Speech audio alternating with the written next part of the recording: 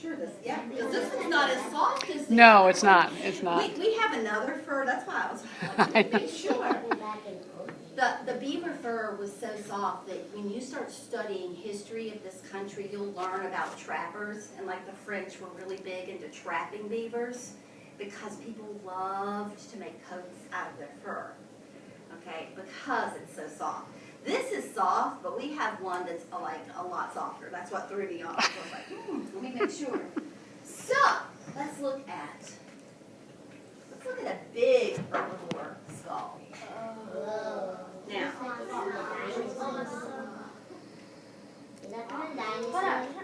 no, this is from an animal that you see around all the time.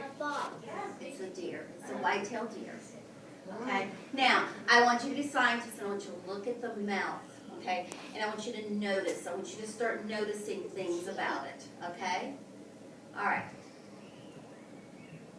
Turn to your partner and tell them one thing that you notice that's just good.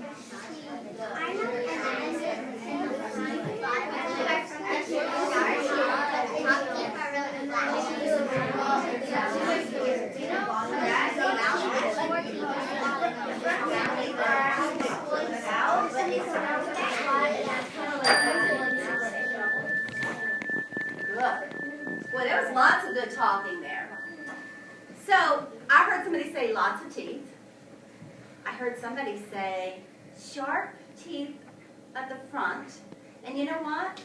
I'm noticing, did anybody notice something really strange here? What do you notice here? What? That they don't have any teeth in the front. Did you know that? Yeah. You've already, have you studied this already? Or you just knew this? Have you been around hunting deer before or something? Well, I've been in my backyard and Okay. see baby deer and the mom Because, deer. all right, so he doesn't even. What's missing on the top? His teeth. Yeah, he doesn't have teeth on the top. He has on the bottom. You know what? Think about how a deer. Have you ever seen a deer eat? No. They Yeah. take their tongue, kind of like your arm. Do this, and they pull the plant in. And guess what?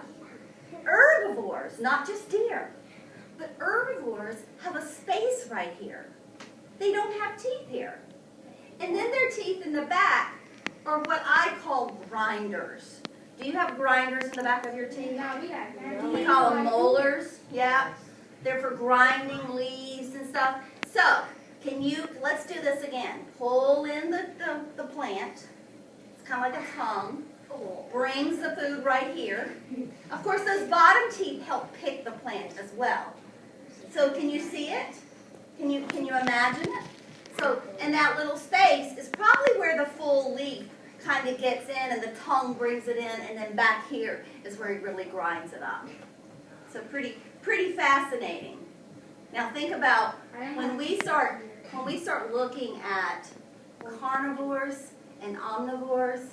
Can you imagine what's going to be different? If you have to shred meat, what do you predict the teeth are going to look like? We're gonna have a little bit like our. Well, yeah, we have a little bit of everything because guess what? Guess what we are? Omnivore. We are made to be omnivores. Sometimes we choose to be vegetarians or just eat plants.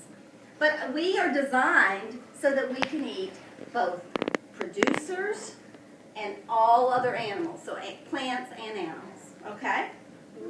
All right.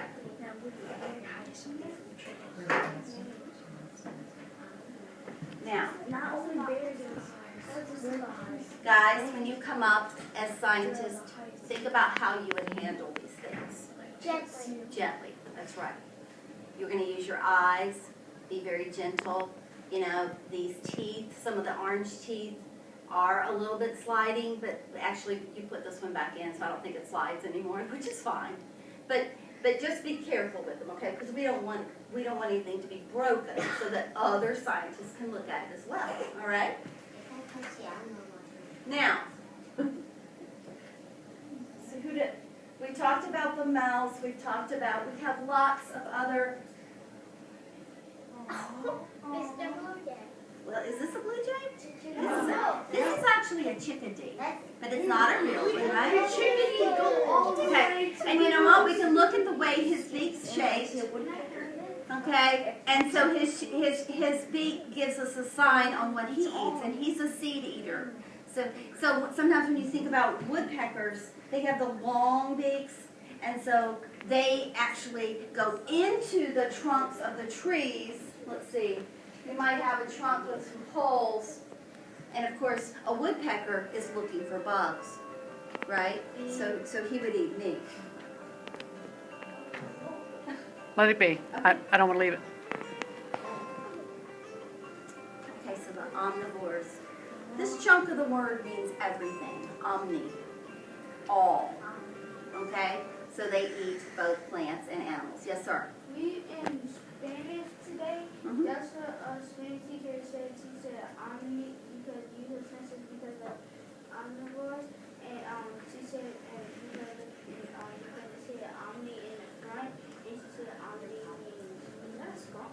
Yes, it is. But you know what? I'm glad that you're making the connection because you know what? There are chunks of words, and when you learn the chunks of those words, it helps you know lots of words. Absolutely. So, skunk is an omnivore. What do you think he eats? Huh? They stink. They only stink if they are upset and scared. Okay? So if they're just walking around, they're fine. That's why we should just probably leave them alone and appreciate them from a distance. If we could only teach our dogs to do that, right? Okay, so this guy goes around and he's looking for roots and seeds and Insects, lots of insects. lots of insects. And So omnivore. And he uses those front claws to dig down in the ground to get roots and beetles. Okay. So, and you know what?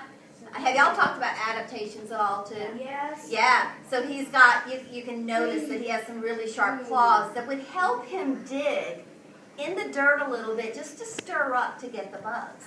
Okay? So we now have, this is the gray fox. Gray fox likes both seeds, fruits, grapes, Mice, moles, voles. mice, moles, voles. Thank you, Miss Newman. You're helping me out here. All right, we have, who is this? Oh, I know who this is. It's that little white thing right there. Yep. Awesome. It's one of the oldest animals that we have. Okay, now, How do you feel? I just like that. let's move to carnivores. Carnivores. This little chunk of the word means meat eater. All right, slide back a little bit because I'm going to be running and I'm going to pull you up here in just a minute. So, is a snake a carnivore? Yeah. A snake is a carnivore. Would a big snake eat a little snake? Yes. Okay, would a big so meat eater is going to eat anything that is probably a little bit smaller. So yes, if it's hungry, every animal every day is thinking about survival. Okay? They don't think about the soccer game that we're going to or the basketball game we're going to watch. Every animal, their whole mission for the day is to survive. Okay? So they're constantly, unless they're hibernating right now or sleeping, and you know, but animals that are out and about, that's what they're doing. They're looking to survive each day. And if they don't make it, then their energy is then passed on either back to our soil, but also to animals that are scavengers and decomposers. Now let's look at this guy. Is that coyote? So have you guys done a pyramid? I know we talk about food chains, we talk about food webs. Have you talked about a pyramid at all? No, but All right. I studied the coyote. Do you know when I say the shape of a triangle or a pyramid, you know what that looks like, right? Actually, can I use the board for a minute?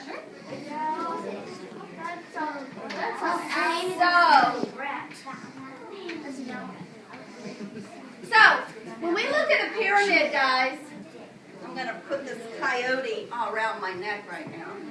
When we look, what was the first thing we talked about besides the sun?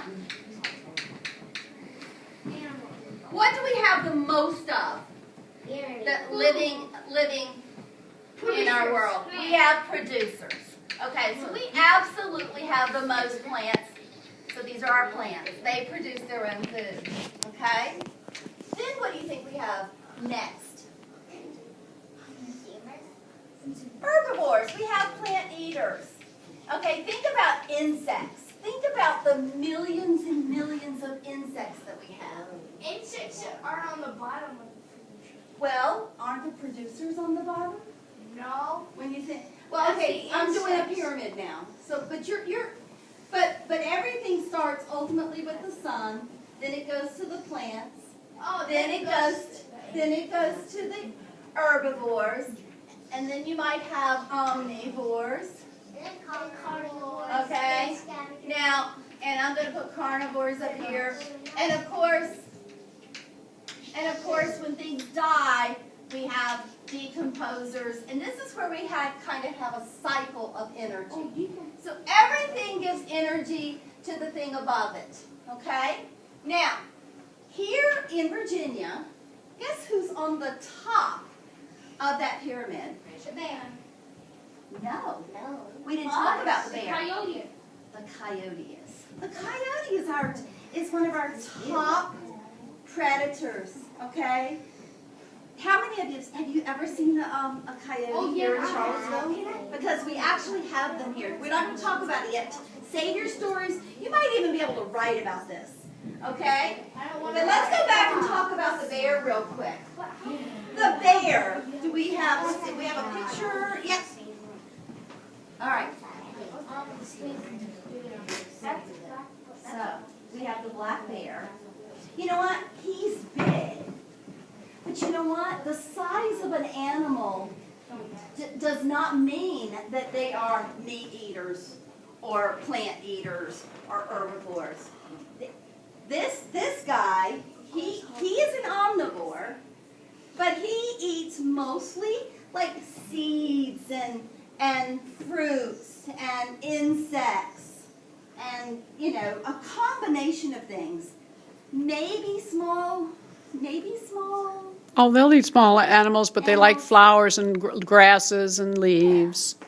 So, just because this is a large animal, and yes, the coyote is not as big as many black bears, but the coyote, when we look at that pyramid where where we think about who's at the top, the coyote is our top predator.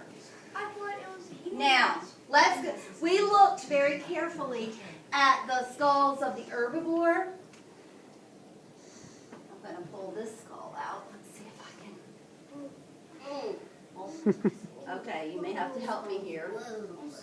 All right, it's definitely a carnivore. Omnivore. Let's see, let's look at these animals and see if we can figure out which one it is. It's raccoon. So, it's No. the raccoon. All right. Yes, I was right. So, what are you noticing about the teeth? Turn and talk to somebody really quickly.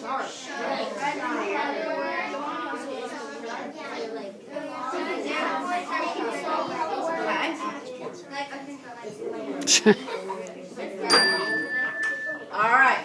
Yes, sir. Talk to me about these teeth. Like, they have sharp teeth. They have very sharp teeth. And those are so small on the bottom. It's like, All right. So I noticed the really sharp teeth, but I also noticed something like the pulling teeth right here, or the biting into something teeth. And I also noticed the grinders in the back. Okay. So these teeth give us a clue that this animal eats everything, plants and animals, right? All right. So we have, is this the possum? Box. Oh, this is the box? The possum's in the boxes. You got the boxes down there. Okay. So this is the possum. That's Now, fox. guys, That's the fox right up there. I'm sorry. Gray fox. This is the fox. That's the fox. All right. You see that? Now, guys, the skulls that are up here, we're going to ask you really just to look at. When we put them up on that, that's a sign to probably not touch them because I'm afraid. All right? We have here, there's raccoon. These are actually labeled. Possum, and then we can look at that and we can